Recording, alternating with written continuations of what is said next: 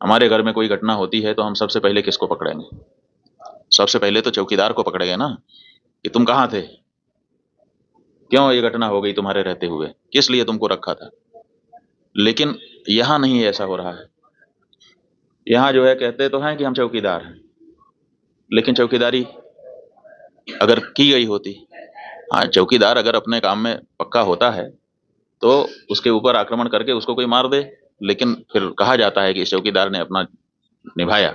यहाँ तो कुछ पता ही नहीं है, कोई लड़ा ही नहीं उनसे, किसी ने उनको रोकने की कोशिश ही कहीं नहीं की। वो आए, घटना की, आराम से चले गए, कहीं पर उनको कोई बाधा नहीं है। कहाँ है चौकीदार?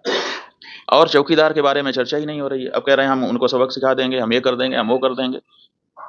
पाकिस्तान की धरती से आए थे। अरे भाई, पाकिस्तान की धरती से आए थे, इतनी जल्दी कैसे पता चल गया आपको? और अगर इतनी जल्दी आपको पता चल जाता है तो घटना के पहले क्यों नहीं पता चल गया?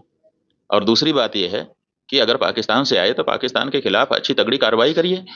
आप कह रहे हैं कि हम सिंधु जल नदी का जल रोक देंगे। आपके पास जल को रोकने या उसको डाइवर्ट करके अपने ही यहाँ अपने ही देश में रख लेने का कोई उपाय ही नहीं है।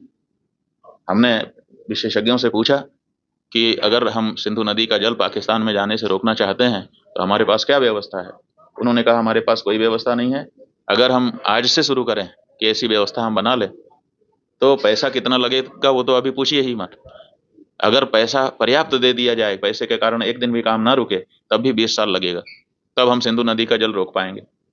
तो ऐसी परिस्थिति में हम ये कह दे रहे हैं कि हम सिंधु नदी का जल रोक लेंगे। और टेलीविजन के एंकर हमने सुना, वो कह रहे थे बूंद बूंद के लिए तरसेगा पाकिस्तान, एक गिलास शुद्ध पानी नहीं मिल पाएगा, खेती नष्ट हो जाएगी, बिजली नष्ट हो जाएगी, ये हो जाएगा, वो हो जाएगा। गजब बता रहे थे, ऐसा लग रहा था कि जैसे प्यास तो लग ही गई पाकिस्तान को अब। और इधर विशेषज्ञ बता रहे हैं कि हमारे पास पानी को रोक लेने का कोई उपाय ही नहीं है।